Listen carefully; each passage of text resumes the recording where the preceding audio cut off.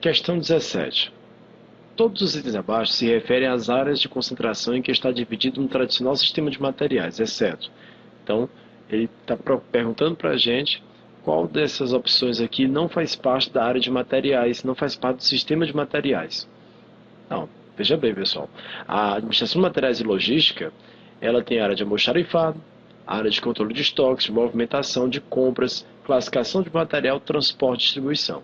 Só lembrando que nem sempre aparece com esses nomes. Por exemplo, compras pode aparecer como setor de aquisição, né? Transporte e distribuição pode aparecer como logística, né? E por aí vai. Então, tome cuidado. Tá certo? Então, veja que fluxo de caixa não faz parte da administração de materiais, né?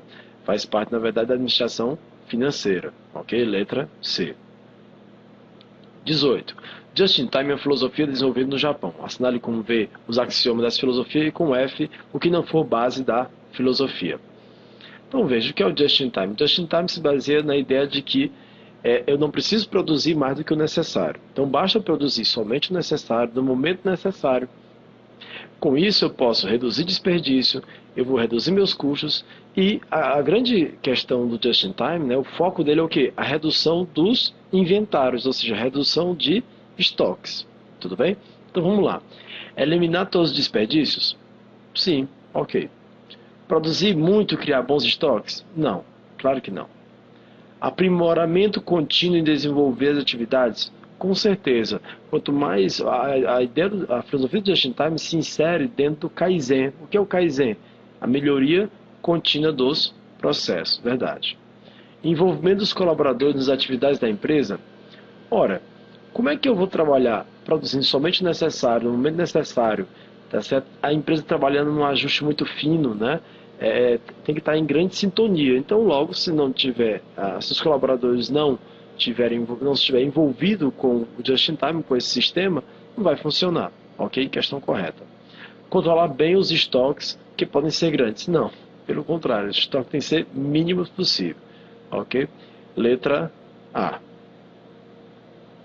19. Com relação à lei de Pareto, utilizada na gestão de estoques, pode-se afirmar que o conjunto de materiais que representa 20% dos itens estocados e aproximadamente 80% do valor do estoque são classificados como itens do tipo... Ora, pessoal, essa lei de Pareto aplicada aos estoques, a gente chama de curva ABC. A curva ABC, ela em concurso, ela cai mais como uma forma de administrar estoques, tá certo? Mas pode ser tanto para vendas, como para rotatividade, até mesmo para gerenciamento de clientes. Mas aqui vamos falar de curva ABC colocada, tá certo, para os custos de estoque. Tudo bem, então veja bem. O grande lance da curva ABC é porque ele é baseado no princípio de Pareto. E o princípio de Pareto diz, poucos são vitais, a maioria trivial. Ou seja, eu tenho que procurar quais são aqueles poucos itens que, apesar de serem poucos, me geram muitos custos ou muitos problemas. E que tem muitos itens que, apesar de serem muitos, não geram muitos custos ou muitos problemas. Então, olhando aqui um gráfico, a gente vai ver como fica claro isso. Os itens classe A são poucos, mas me geram muitos custos. Os itens classe B são um número médio de itens que geram custos médios. E os itens classe C a maioria dos meus itens me geram custos irrisórios. Isso quer dizer que se eu quiser reduzir significativamente meus custos de estocagem, eu tenho que estar focando o controle mais em cima dos itens classe A. Depois sobre os itens classe B e por último, se der tempo, nos itens classe C. Tudo bem? Esse gráfico ele pode cair na prova como curva ABC, classificação ABC, diagrama de Pareto, mas também como curva 80-20, devido a essa relação 20, 80%, 80%, 20%, ou seja, muitos são poucos, poucos são muitos. Tudo bem.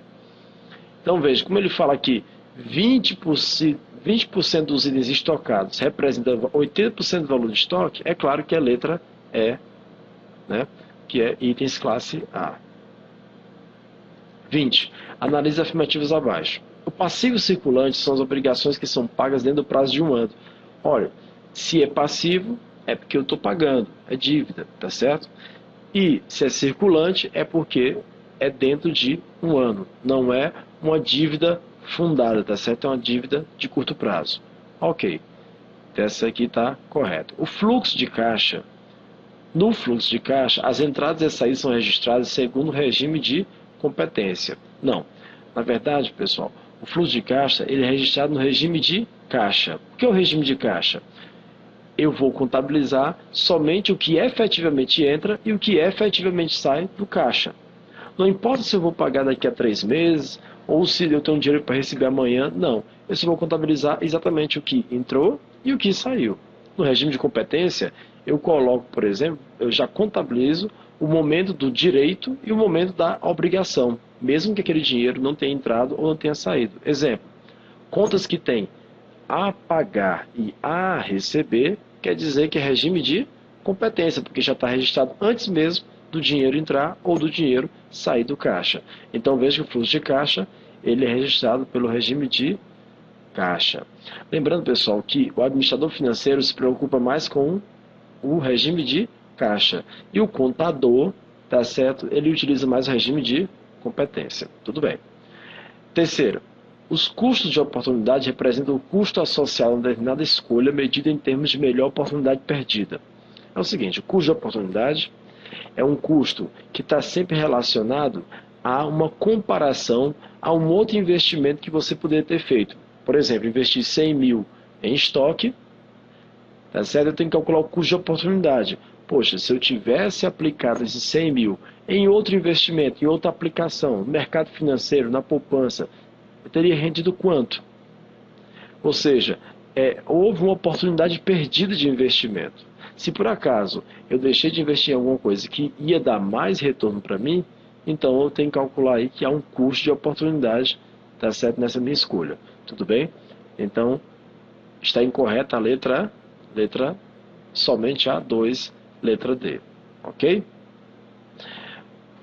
Bom, pessoal, é isso. Olha, agradeço a atenção de todos.